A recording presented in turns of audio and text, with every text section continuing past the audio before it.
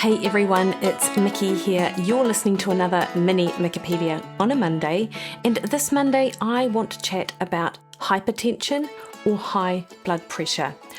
I get several messages each month with people worried about their sodium intake and blood pressure.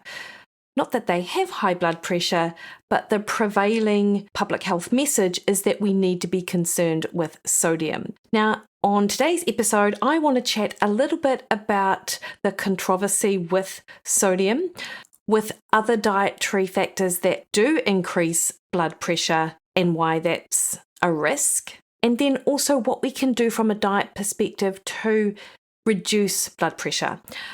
It's a little bit of a laundry list of things that we can do, but hopefully some of this stuff will be helpful for anyone who has questions, concerns, queries, or is particularly concerned about their blood pressure. And if you do have hypertension, then what I will say up front is that you actually should be concerned.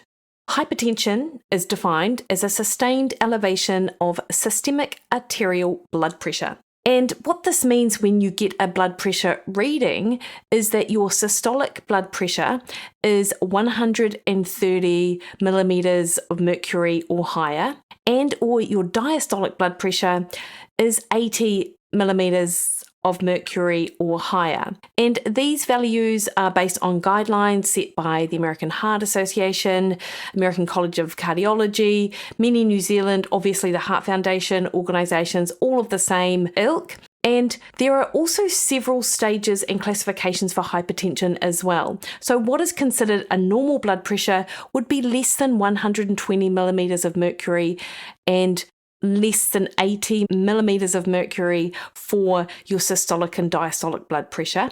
It's a bit of a mouthful, isn't it? So I'm just going to continue on with the numbers. Elevated is between 120 to 129 systolic, and stage 1 hypertension is between 130 to 139 for your systolic, and between 80 and 89 for your diastolic. And stage 2 hypertension is greater than 140 over greater than 90. And these classifications help guide treatment decisions and interventions. So if somebody is suspected of having hypertension, then it is essential to confirm the diagnosis with repeated measurements. And it's worthwhile doing this if this is you, actually having a blood pressure measurement kit yourself to be able to do it at home. And with the end goal, really, with hypertension is to reduce the risk of that cardiovascular disease, including heart attack, stroke, and heart failure, as well as other complications like kidney disease. High blood pressure is a serious thing to consider. And there are two different types of hypertension. There's primary or essential hypertension and secondary. And it's really important to know the difference, because with primary, which is the most common type of hypertension, it's when the high blood pressure doesn't have an identifiable cause, and it's believed to be a result from a combination of genetic, environmental, and possibly hormonal factors. And around 90 to 95% of all hypertension cases are primary. With secondary hypertension, this is high blood pressure that has an identifiable cause, usually from another underlying health condition or medication. And it can result from conditions such as kidney disease, hormonal disorders, certain medications or substances, and potentially the result of endocrine disorders such as Cushing's syndrome and primary aldosteronism, which are pretty rare. And in fact, secondary hypertension is only sort of 5 to 10% of all hypertension cases. And therefore, in the case of secondary hypertension, the end goal is to treat that underlying cause, which will then significantly resolve or at least improve that high blood pressure. The reason why we should be interested in blood pressure and hypertension is because it is an independent risk factor for cardiovascular disease. And that is the leading cause of early mortality in many Western nations, including New Zealand. And it's often labelled a silent killer because it frequently presents without any other symptoms, especially in those early stages, which does mean that regular blood pressure screenings are pretty important. However, in some cases, especially when blood pressure is severely elevated or has been high for an extended period of time, there are some symptoms that someone can experience. These include headaches, especially in the back of the head and upon waking up, dizziness or lightheadedness, blurred or double vision, shortness of breath, nosebleeds, chest pain or discomfort, blood spots in the eyes, palpitations or irregular heartbeats, tinnitus, which is buzzing or ringing in the ears, nausea or vomiting, confusion or altered mental state, fatigue, or a flushed face or feeling excessively hot. Now, I don't probably need to tell you that a lot of these symptoms are actually quite non-specific, which means they can be caused by a variety of conditions. So if you are experiencing any of these symptoms, particularly in combination, or if they come on suddenly, you really should sort of seek the advice of your doctor.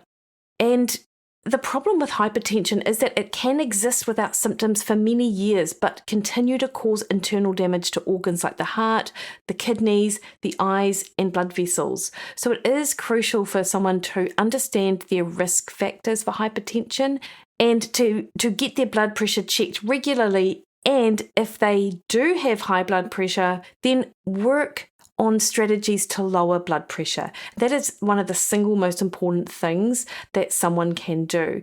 And it isn't just as simple as reducing salt on food at all.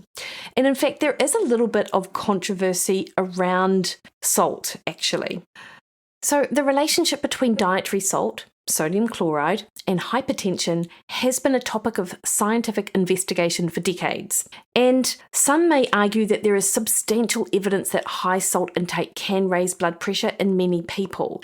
However, the magnitude of this effect and its implications for health, as well as the ideal level of salt intake, are pretty grey, actually. There are some people who are salt sensitive, but as I understand it, that is a small minority of the population, maybe 3% of the population. And that just means that their blood pressure is more affected by salt intake than others. On the other hand, there are some people who can consume higher amounts of sodium and salt without experiencing a significant rise in blood pressure or continue to have their normal sort of blood pressure. And this variability is influenced by genetics, age, race, and of course the presence of certain medical conditions. Sodium is super important in the body, so it plays crucial roles in maintaining the body's fluid balance, nerve function, and muscle contraction. However, where blood pressure and salt sort of intervene, if you like, is that excessive sodium may lead to increased blood volume, which can place an added strain on the heart and blood vessels, potentially leading to hypertension. And this is where some of that recommendation for reducing sodium comes in. So many health organisations such as the World Health Organization, American Heart Association, New Zealand Heart Foundation recommend reducing sodium intake to lower the risk of hypertension and cardiovascular diseases. And these recommendations often suggest an intake of less than 2,300 milligrams of sodium per day, with an ideal limit of 1,500 milligrams for certain populations.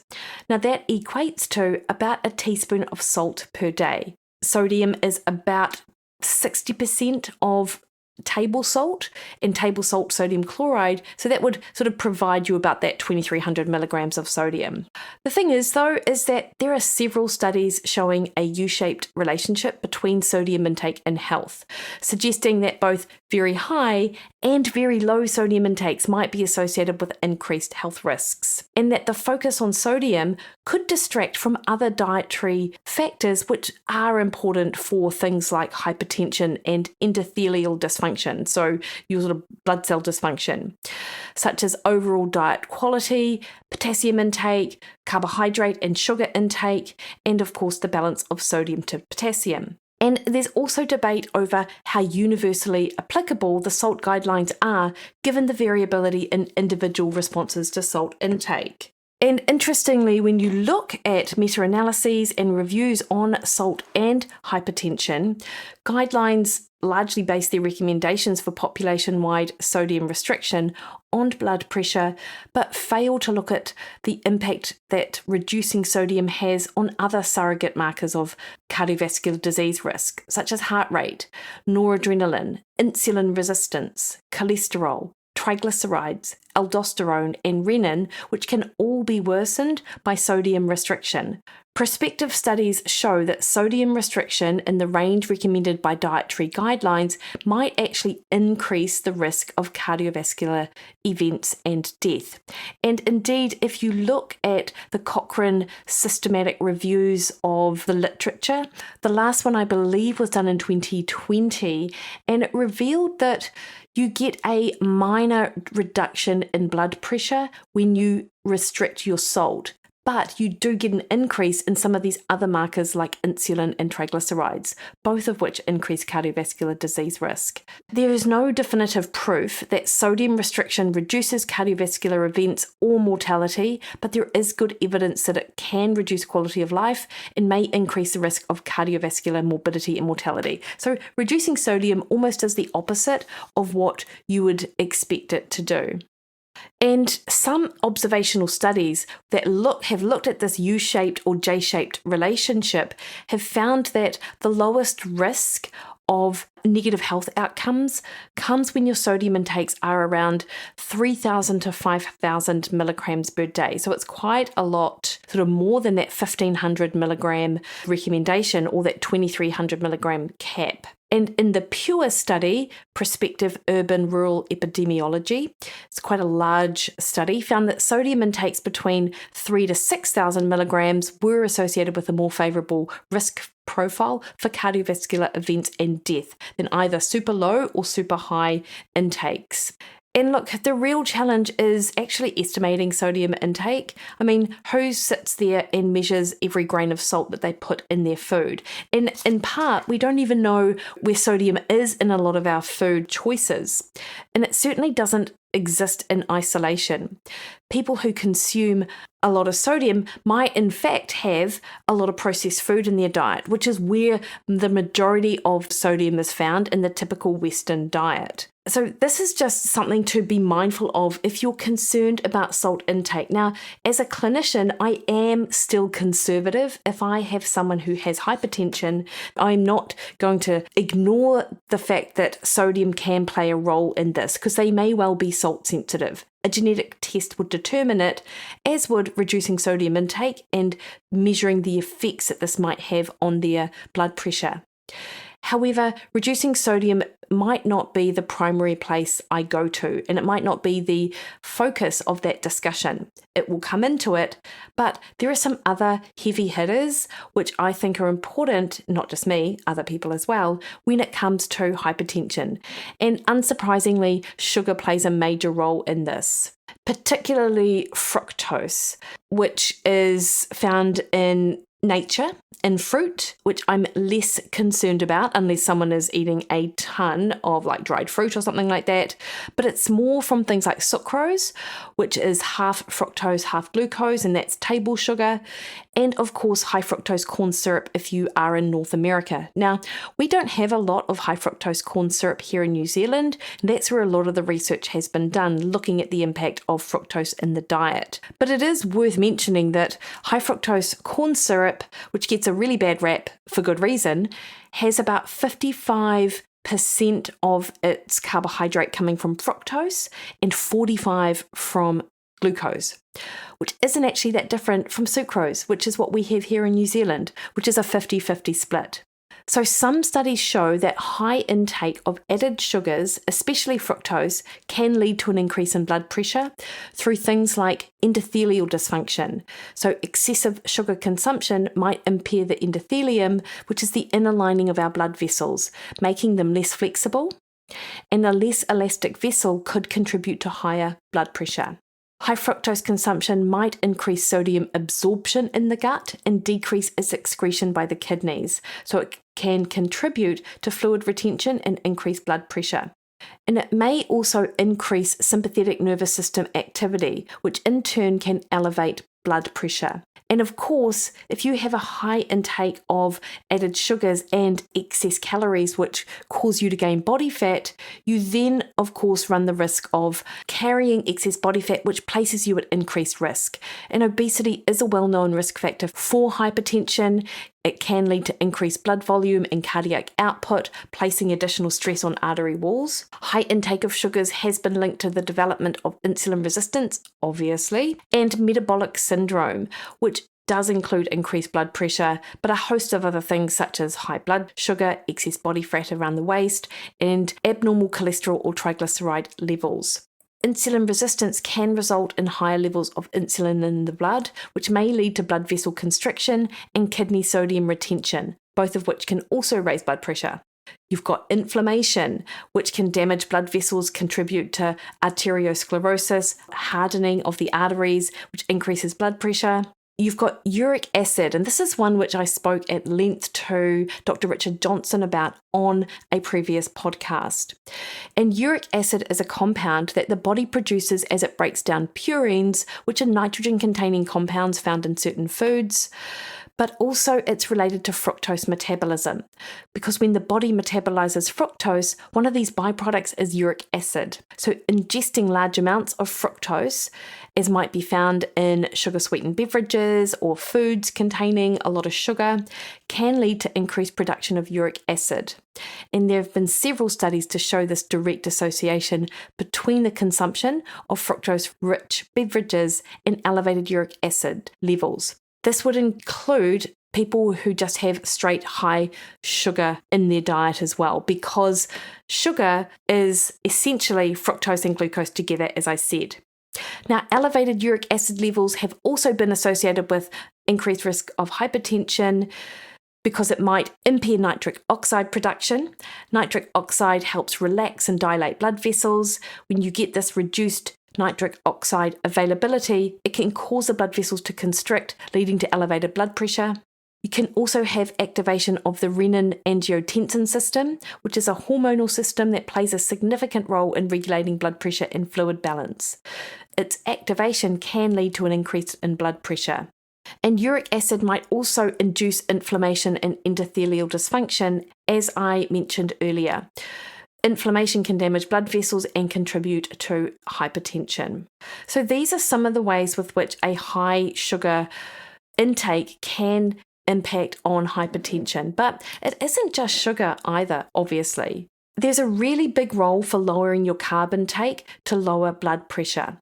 The number of reasons I've already mentioned, but very briefly, weight loss. So if you reduce your body weight, you reduce that cardiac output, you reduce that plasma volume, you reduce the pressure on arterial walls. You get a reduction in insulin levels, and when you reduce insulin levels, there's a promotion of sodium and water excretion, which can decrease blood volume and blood pressure, which is one of the side effects, if you like, of a low-carb diet. You immediately drop your blood pressure. A low-carb diet might improve vascular function, which can influence blood pressure. You can get that reduction in inflammation. You can get a shift in electrolytes, which reduces fluid retention and decreases blood pressure, as I mentioned. And it can reduce activity in the sympathetic nervous system, the fight or flight system.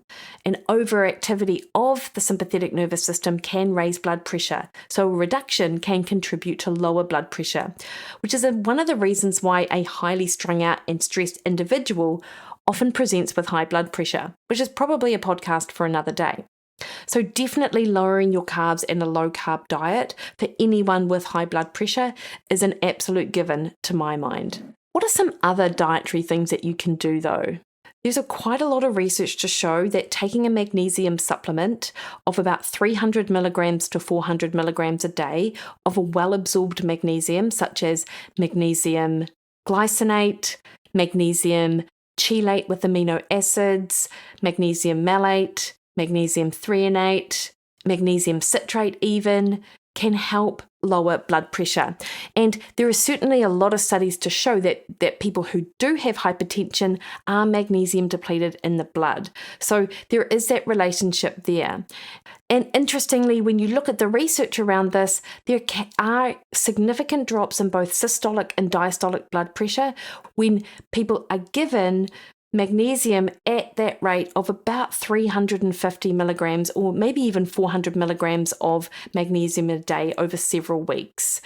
Magnesium activates the sodium-potassium pump, which plays a role in the flexibility of our endothelial cells and of our vascular cells. So it can definitely help to vasodilate and help reduce that sort of vasoconstriction in the cell membranes. Magnesium is a super easy one to take, and I mentioned the types of magnesium that I would suggest, and in amounts that might be a little bit more than what is suggested on the back of your magnesium supplement. Not just magnesium though. So you've also got coenzyme Q10. Now this may work better in addition to other supplements which I'll mention, and rather than just by itself, but it is hypothesized that CoQ10 might improve endothelial function, reduce oxidative stress, and enhance the availability of nitric oxide, which is a vasodilator, which is really important for blood pressure, as mentioned earlier. So the types of amounts you'd be looking at would be 100 to 300 milligrams a day, noting that a product like MitoQ is a lot more potent, so I would suspect that MitoQ would be more in the realm of 10 to 20 milligrams per day. While we don't have a ton of large, well-designed trials to show that this is beneficial over the long term, there is some research to show in the short term it can reduce blood pressure, and it's very safe, and it has been proven in other areas for cardiovascular benefits. So I have no concerns at all about recommending CoQ10. And quercetin is another supplement to consider. It's a naturally occurring flavonoid found in many fruits, vegetables, and it is believed to exert its sort of anti-hypertensive effects by promoting relaxation of the blood vessels, vasodilation, reducing oxidative stress. It inhibits that angiotensin-converting enzyme and improves endothelial function. So it can result in a modest reduction in blood pressure, but of course, trials are mixed in this response. It's very safe, though. The doses used in studies that have observed positive effects typically range from about 500 to 1,000 milligrams a day, and we just need more trials to assess what its impact is for people more broadly at that population level, what it looks like for hypertension. But certainly if you've got issues with hypertension, you've got no issues at all with trying it. Garlic is another one actually that's been used for its medicinal properties for centuries. And one of the health benefits that has garnered attention is also related to its potential antihypertensive effects. And it works a lot like the other supplements. So it contains allicin, which is one of the most well-known sulfur-containing compounds that promotes vasodilation. It inhibits that angiotensin 2, which is an enzyme that can constrict blood vessels and exhibits these antioxidant properties. It has a multiple of other sort of cardiovascular benefits as well. Generally speaking, the dosage in studies might range from about 600 to 1,500 milligrams of aged garlic extract divided into daily sort of doses. And consuming about 1 to 2 cloves of fresh garlic daily is another approach mentioned in some studies. But what I would recommend doing is actually chopping up the garlic and leaving it to sort of oxidize a little bit, because potentially you get more potent sort of allicin release then. But of course, a garlic supplement, you're going to be much more certain of the impact or the amount of allicin that you have available in it. Be mindful though that if you are on any sort of anticoagulant or antiplatelet medications, do exercise caution, because garlic can be is considered a blood thinner, which is super helpful unless you're already on something that thins your blood. Now, beet supplements, of course, are well known for their vasodilation effect in helping sort of boosting nitric oxide. Clearly, this is going to be useful for lowering your blood pressure. The dosage varies across studies, but many have used beetroot juice ranging from 70 mils to 500 mils, providing that 300 to 600 milligrams of nitrates. I would go more for a capsule or a powder that is lower in sugar, if I'm honest, unsurprisingly, and use a reputable brand when you are sort of considering taking a beet supplement. So they definitely show promise as a natural approach to managing blood pressure.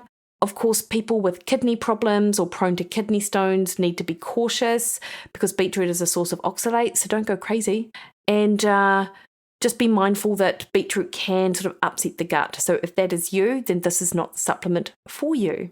And the last supplement, which I think I'll mention here, is cocoa, because we all love chocolate. And it's been studied for its cardiovascular benefits because of its rich content of flavonoids, which also stimulate production of nitric oxide in the endothelium, and it can reduce blood pressure for this reason. Additionally, of course, flavonols possess antioxidant and anti-inflammatory properties. So there have been clinical studies showing a modest reduction in blood pressure in doses that amount to about 500 milligrams to 1,000 milligrams of flavonols a day, which can be found in a range of cocoa-based food and supplements. But of course, not all cocoa products are created equal.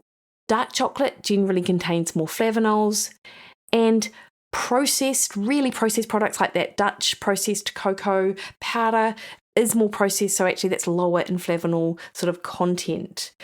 And don't forget the sugar, because 100-gram bar of dark chocolate contains around 500 to 1,000 milligrams of flavonols. You don't want to be eating 100 grams of chocolate a day. Go instead for sort of cocoa powder.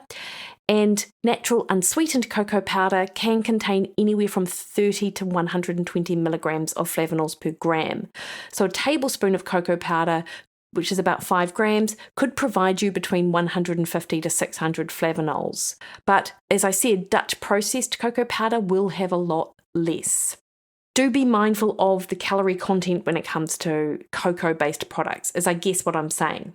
So, in summary then, if you have high blood pressure, should you lower your salt intake? I wouldn't go crazy on salt, but it wouldn't be my primary intervention point. Looking at the population-wide sort of reductions in blood pressure that come from actually reducing sodium content. Absolutely do it and assess the impact it has for you particularly. But I think your major overall strategies, where appropriate, would be to lose weight, to adopt a low carbohydrate approach, particularly a low sugar approach, to investigate supplements that move the needle like magnesium, potentially CoQ10 and quercetin together, a beet supplement. You could look at cocoa as well, obviously. Having a look at an overall diet quality, getting a lot of fresh fruit and vegetables, which will all come in as part of that low carb approach. I mentioned fresh fruit. I don't mean 6 to 8 pieces a day, but incorporating 1 to 2 pieces is no big deal to my mind. And certainly exercise. One of the biggest dial movers with blood pressure is absolutely exercise. Aerobic exercise, strength training, the whole gamut. And of course, finally, look at your stress response. Anything you're doing that makes you this highly strung out individual needs to be looked at if you are experiencing high blood pressure. So there probably needs to be a shift in that lifestyle behavior as well. I didn't talk about coffee. I won't go into the details. If it gives you anxiety, you probably want to steer clear of it. All right, team, so a bit of a brief overview on hypertension. Quite a big topic, actually, bigger than I anticipated it to be. Hopefully you'll find something helpful and useful there. Until next week, you can catch me over on Facebook at Mikki Williden Nutrition, Instagram and Twitter and Threads occasionally at Mikki Williden. Head to my website, mikkiwilliden.com, where you can sign up for my Christmas seminar. That's right, peeps. We are taking care of you over the Christmas season. When I say we, I mean me. Anyway, have a great week.